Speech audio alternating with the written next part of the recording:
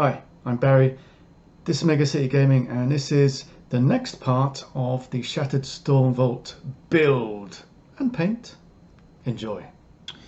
It has delayed. Only took a couple of minutes. I'm going to go in and do the bone, go over the skulls with. This is Seraphim Sepia. You could use Agrax Earthshade, that's fine, or or even one of these contrast colours over the top of that. Any of those is fine. I'm just going to use Seraphim Sepia because I like this particular shade at the moment.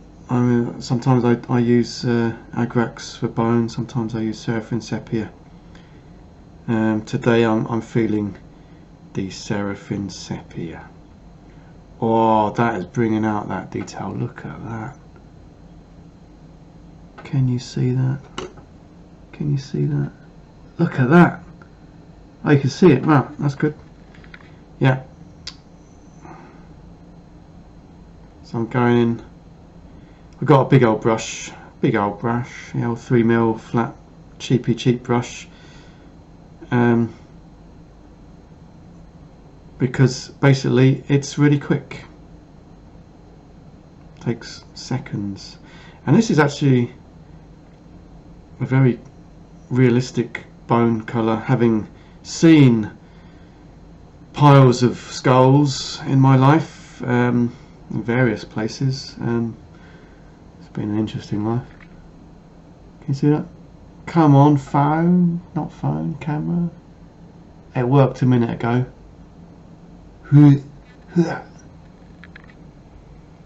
was in focus for a few seconds. Ah! Yes. Now that is awesome. And you can see the flame there as well, like I did a minute ago. Right, I'm going to do the other one, and yeah, then move on to something else. Now it is the icing on the cake. I'm going to use what's this, Tamiya Weathering Master. Looks like makeup, and it also says on there this is not makeup, so please don't use it as makeup. It's got like a spongy thing in it. It's like basically a pigment. It's dry. It's pretty much like makeup, to be honest. I'm going to use the soot. It's called soot. So if you don't have this, don't worry, you can just use like a dark grey dry brush. So basically dry brushing like I did just now, and dark grey. I'm just using this because I have loads of it, because I live in Japan and it's cheap. Right, so I've got a bit of pigment on the end of this, and I'm just going to dab it on the top, because smoke. Yeah, the top bit. Dabbing it on the top bit, dabbing it on the top bit. Yeah.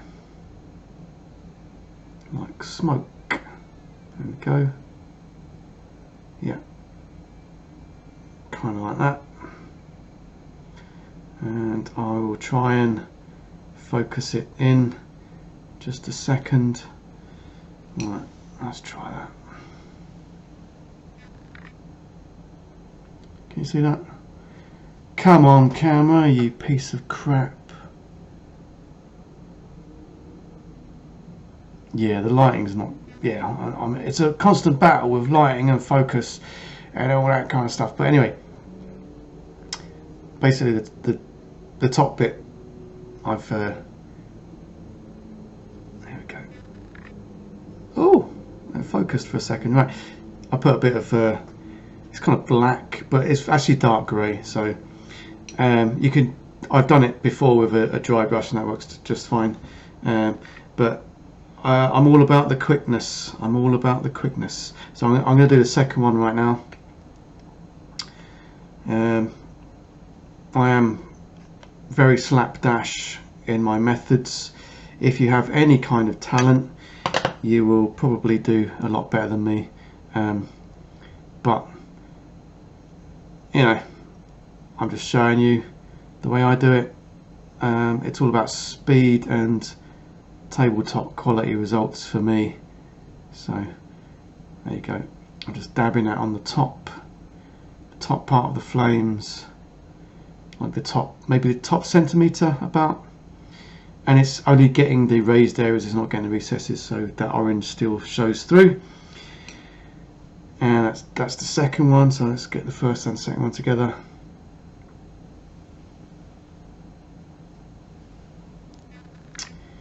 Yeah. Can you see that? Yes, you can. No, you can't. It focused for just a second. There you go. So these flames are now done. So if you get too much of that stuff on, you can just wipe it off with your finger. It's it does wipe off, so that does mean you have to be careful and not really touch it so much when it's on there, otherwise it will just wipe off. But when you top coat it, it will stay there forever. For those of you that are wondering what else I'm doing right now, I've got, what have I got? I've got Space Dwarfs by Mantic. I've got first generation Necromunda Ambles on the desk, and what else have I got? Got a whole bunch of terrain which I'm painting at the same time as this terrain, which this kill team stuff, I think, which I'm gonna mix. We're gonna mix it all together because, yeah, a Space Marine looks like a Sigmarite and vice versa. So there you go. And if you're interested in what I'm drinking, Kirin, because I can't get anything better. Right, next. Okay, you people. Looking at the box, it is absolutely fantastic, beautiful stuff. I'm going to paint these griffins kind of this colour, which I believe is Ethermatic Blue. Ethermatic Blue, it's a contrast colour. It's a contrast colour, if you didn't know. Of course, you could paint it metallic, like gold or something. That would be cool. Could do it all kinds of different colours. You know, just leave them that colour. It's pretty nice. Just give it a wash. It'd be great. But I'm particularly enamoured by this photo. So I've never used this colour before. It seems to shake up quite well. I've only shaken it like for 20 seconds, and it's all mixed up. So well done, Games Workshop, for Ethermatic Blue. And I'm going to just slosh it, one thick coat all over this puppy. I'm using, I could probably use a bigger brush, but I'm going to use this this old thing, cheapy brush. Right, this pot has never been opened. You are witnessing an unpotting. Right, I'm just slopping loads onto my palette, and then I'm just gonna slop it on. Slop it all over. I should probably use a bigger brush, to be honest.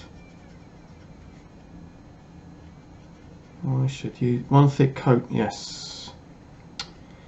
I should definitely be using a bigger brush.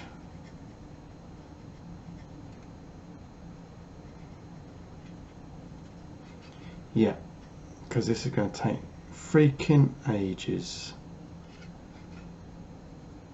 And it's not getting as much paint on there as I would like. So I do have right in front of me this old thing. I've had this for years. It's not quite hard. It's 1 centimetre Citadel small flat dry brush officially. It ain't small, I'll tell you that. Right, get a bunch of that on the palette and then just, that's better. Of course it's not very accurate, so when I get to the fine areas close to, I don't want to get any on the podium, you see, because I'm going to be contrasting that a different colour. Yeah, that is a lot quicker. It's all about speed with me. Bish bash bosh. Wham bam, thank you ma'am. Right.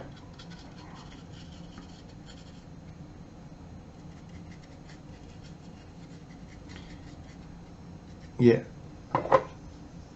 This brush is ideal. Actually, 1 centimetre brush you're going to need. I wouldn't do it with a smaller brush because you want the contrast. You want to be able to move the contrast around before it dries. So to get optimum control, you need to be quick before it dries out. There you go. Get in the crevices. Get in the old crevices. Get it in all the nooks and crannies.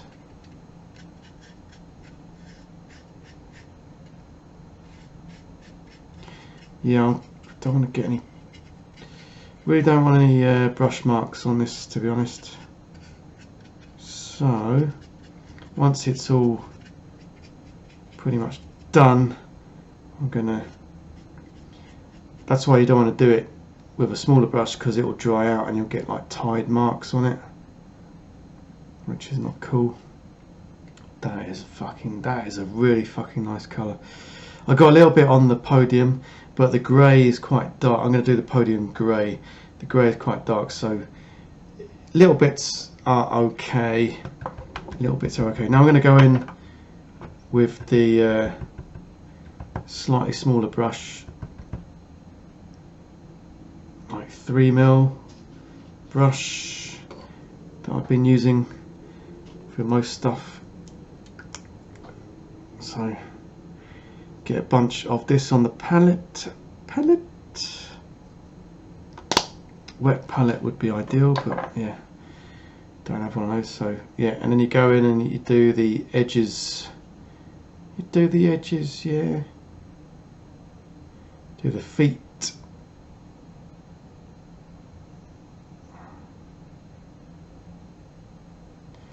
Again, yeah, going over the edges is right, is fine. It's not a big deal.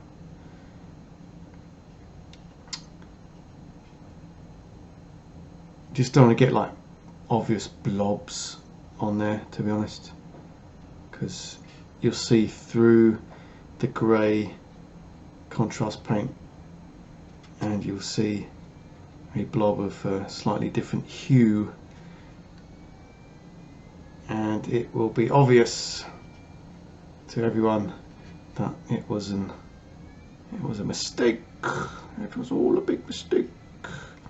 But of course, if you do that, you can just go in and brush on a bit of the Wraithbone primer. So no worries, to be honest, no worries.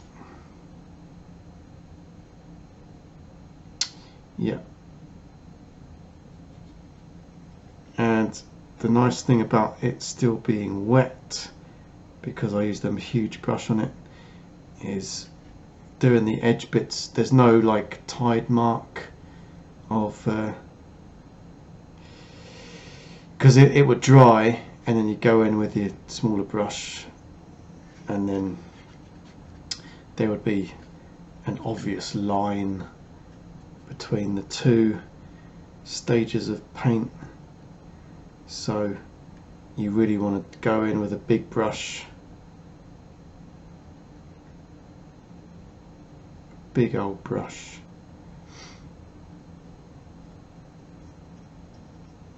which is what I just went and gone and done. So there you go. Yeah, that is a really nice colour. It's a little bit more green than you can see. It looks blue on the camera, but it's more like copper that's gone, that's corroded. You know what I mean? You know what I mean? Corroded copper goes green. That is a colour. It looks actually exactly the same colour as that in real life. So I'm going to go ahead and do the other one, and then I'll get back to you. Okay, so this has dried, yeah. It took a very long time for that to dry because contrast paints take long to dry, and I did one thick coat. If you don't have any contrast paints, fear not. You can use like any aquamarine colour. This one's like Sotek green. Otherwise, what else we got? Temple Guard blue. That'll work. Or any aquamarine colory type thing, and then you just dry brush it. But yeah, contrast paints take that stage away, and that doesn't become so much of a necessity. It becomes an option. So right, we're going to go in on the plinth with what is this, Basilicum grey. Again, you could just paint it grey and dry brush it, or you could go in with a different contrast grey or whatever you have. I happen to have this, so I'm going to use this.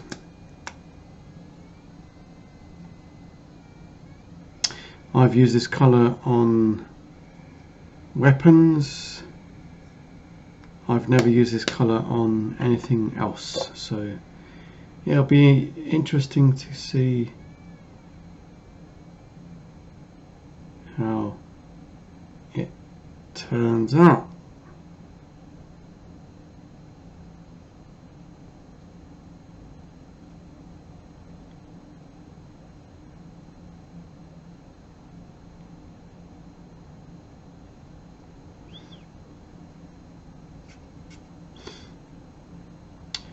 So I'm just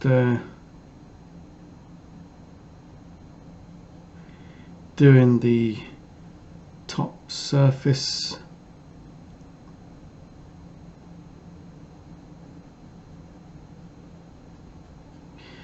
Do the sides in a minute, because I'm using a small brush. So I say small, it's the usual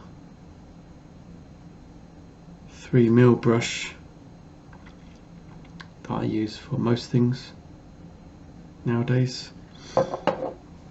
I'll do the top, and then I'll do the sides.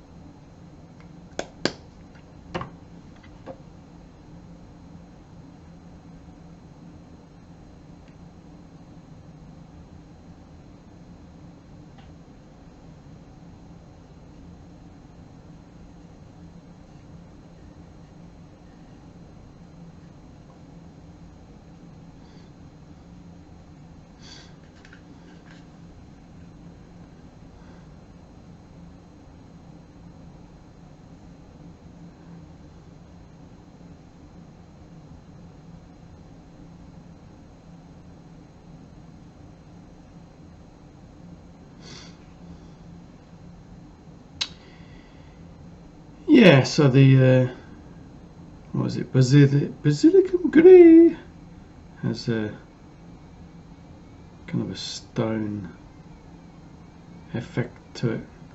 So I'm going to try and keep it to the top most level. The crypt seal, as it were.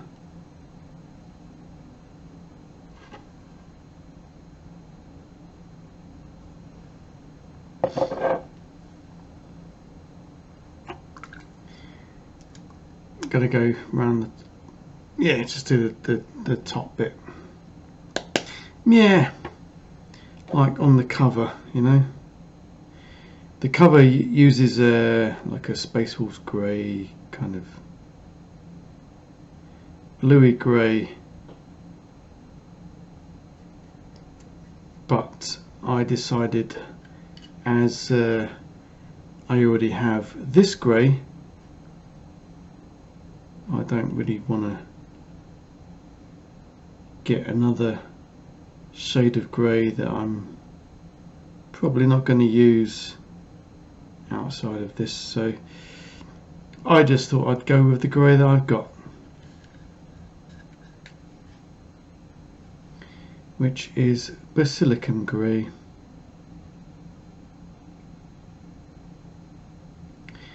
Yeah, you know, I'm so wise not to spend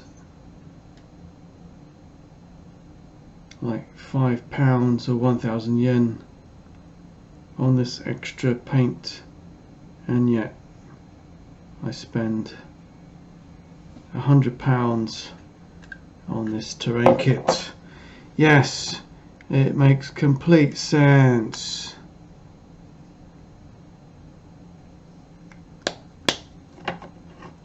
Right, I'm just going to do the last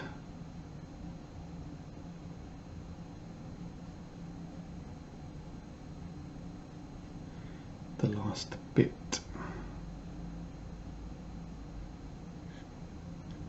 Don't forget to do the underneath of the it doesn't really make any difference because no one's going to see it, but you will know. You will know.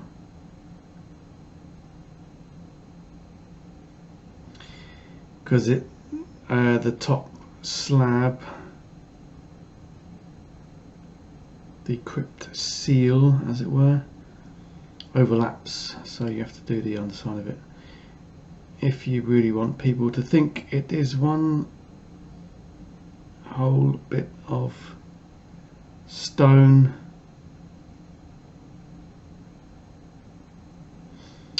Right, there you go. Now that looks freaking awesome.